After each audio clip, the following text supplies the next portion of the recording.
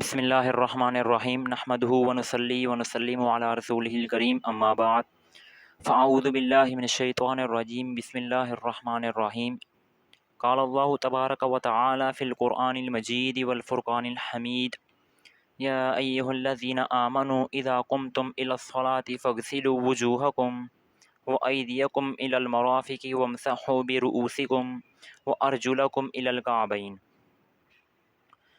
میرے بھائیو دوستو، میں نے آپ کے سامنے قرآن مجید کی جس آیت کی تلاوت کی ہے یہ پارہ نمبر 6 سورہ مائدہ کی 6 آیت ہے۔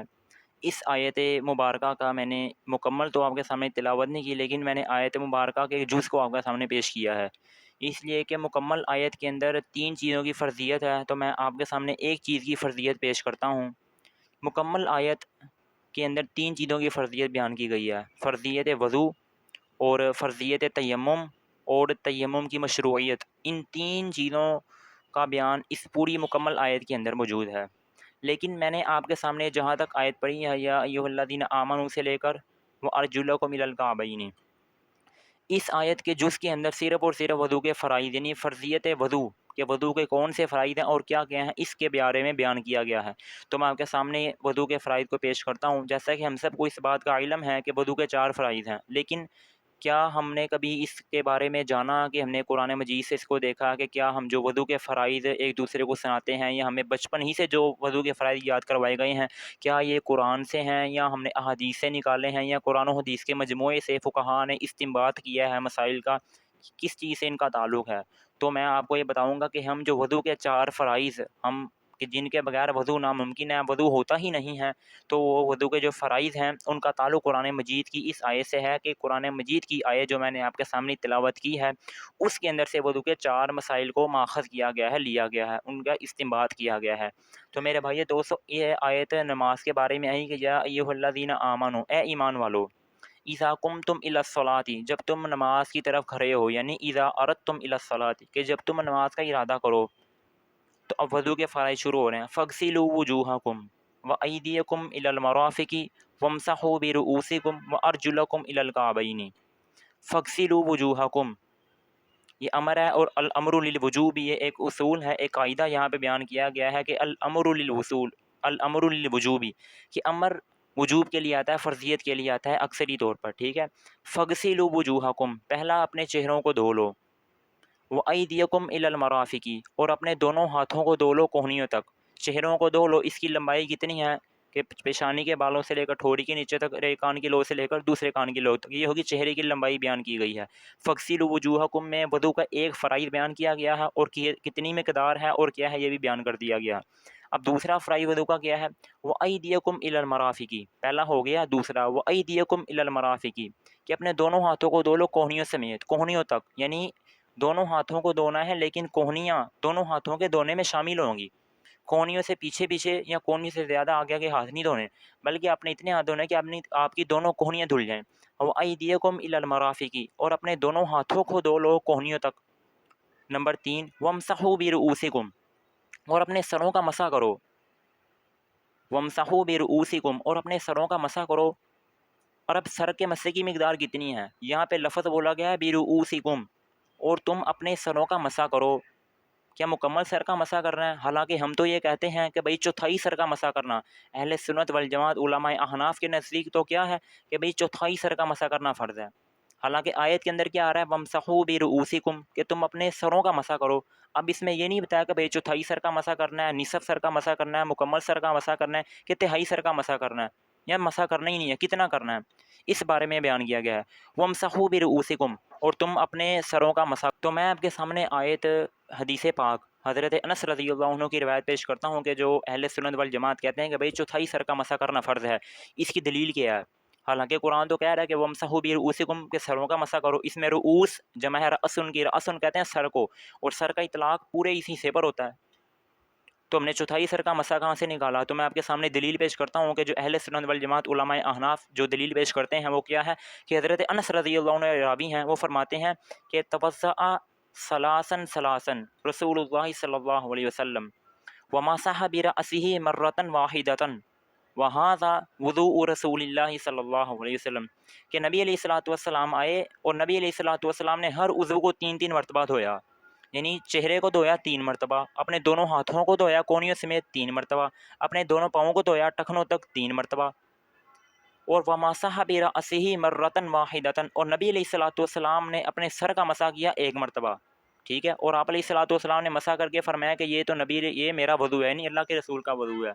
अब ये मैंने आपके सामने हदीस पेश की कि जिसमें है कि भाई तमाम अज़ा को 3 मरतबा धोना है, लेकिन मसा सर का 1 मरतबा है। अब चौथाई सर का मसा, इसकी दलील हज़रत मुगीरा बिन शुबा रज़ियल्लाहु अन्हु ये रावी हैं, ये फरमाते हैं कि अता सुबह तक़ौमिन फ़बाला व तवज़्ज़अ व मसह अलन नासियती व खुफ़ैही कि नबी अलैहिस्सलातु वस्सलाम आए कौम के ढेर के पास, नहीं कूड़ा क्रिकेट वाली जगह पर आए। अता सुबह तक़ौमिन फ़बाला, फिर नबी अलैहिस्सलातु वस्सलाम ने पेशाब किया, व तवज़्ज़अ, और आप अलैहिस्सलातु वस्सलाम ने वज़ू किया, व मसह अलन नासियती, और आप अलैहिस्सलातु वस्सलाम ने पेशानी पर, यानी अई मिक़दारुन नासियती कि पेशानी की मिक़दार चौथाई सर के बगदर आप अलैहिस्सलातु वस्सलाम ने मसा किया, व खुफ़ैही, और अपने दोनों मोज़ों पर मसा किया। ये रिवायत, ये दलील है इस बात की भाई चौथाई सर का मसा करना फ़र्ज़ है। और ये हो गए 3 फ़राइज़ अभी तक। चौथा फ़राइज़ क्या है? व अर्जुलकुम इलल काबैनी, और तुम अपने पाँवों को धो लो टखनों तक। अब व अर्जुलकुम में थोड़ी सी तफसील है, वो ये कि भाई व अर्जुलकुम ये भी रवायत मुतवातिर है, किरात आती है, और व अर्जुलिकुम ये भी किरात आती है। तो मेरे भाई व अर्जुलकुम जब हम पढ़ेंगे तो इसका ताल्लुक़ होगा फ़ग़सिलू के साथ। फ़ग़सिलू वुजूहकुम व अयदियकुम इलल मराफ़िक़ि व अर्जुलकुम इलल काबैनी। ठीक है, और अगर हम इसको व अर्जुलिकुम पढ़ेंगे तो मतलब ये होगा कि फ़ग़सिलू वुजूहकुम व अयदियकुम इलल मराफ़िक़ि वमसहू बिरुऊसिकुम व अर्जुलिकुम। अर्जुलिकुम जब हम पढ़ेंगे तो इसका ताल्लुक़ वमसहू बिरुऊसिकुम के साथ हो जाएगा, और जब हम पढ़ेंगे व अर्जुलकुम तो इसका ताल्लुक़ फ़ग़सिलू के साथ हो जाएगा। अब ये दोनों किरातें, इनका क्या मतलब है? व अर्जुलकुम पढ़ें या और व अर्जुलिकुम पढ़ें? व अर्जुलकुम ये भी किरात मुतवातिर है, व अर्जुलिकुम ये भी किरात मुतवातिर है। और मुतवातिर कहते हैं कि इतनी बड़ी जमात एक बात को नकल करे कि जिस के उन जमात का झूठ पर जमा होना महाल हो, कि नामुमकिन हो। ठीक है, व अर्जुलकुम ये ताल्लुक़ है पाँव के साथ, गसले रिजलैन, ठीक है ना, गसले रिजलैन के साथ, कि दोनों पाँव को धोना। व अर्जुलिकुम ये आयत और ये वाली किरात ये दलील है इस बात की कि भाई मोतों पर मसा करना चाहिए। वो अर्जुलकुम जब हम मफ्तूह पढ़ेंगे और इसका ताल्लुक़ फ़ग़सिलू के साथ हो लेंगे तो ये आयत गसले रिजलैन पर दलालत करेगी, ठीक है ना, कि दोनों पाँवों को धोना है। और जब हम अर्जुलिकुम पढ़ेंगे तो ये आयत इस बात पर दलालत करेगी, और ये किरात इस आयत इस बात की दलील बनेगी कि भाई मोतों पर मसा पर करना भी क्या है? फ़र्ज़ है। तो वह अर्जुलकुम का ताल्लुक़ गसले रिजलैन के साथ है कि दोनों पाँवों को धोना है। ये तब है कि जब आपने मोज़े ना पहने हुए हों, इसलिए कि भाई दोनों पाँवों का धोना नबी अलैहिस्सलातु वस्सलाम से 30 सहाबा से ज़ायद, यानी ये मुतवातिर है कि भाई नबी अलैहिस्सलातु वस्सलाम ने अपनी सारी ज़िंदगी, चाहे सफ़र हो, चाहे हज़र हो, चाहे सेहत हो, चाहे बीमारी हो, नबी अलैहिस्सलातु वस्सलाम ने मोज़े के ना होने की सूरत में आप अलैहिस्सलातु वस्सलाम ने गसले रिजलैन किया है कि दोनों पाँवों को धोया है, ठीक है ना।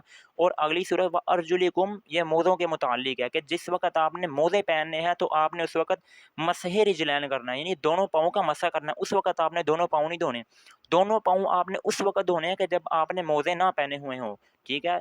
तो मैंने आपके सामने वज़ू की आयत पेश की, छठे सिपारे के अंदर जो आयत आती है, और आयत नंबर 6 सूरह माइदा की पेश की, और मैंने वज़ू के 4 फ़राइज़ और इनकी मैंने आपको वजह बता दी कि चेहरे का धोना और दोनों हाथों का धोना और चौथाई सर का मसा करना।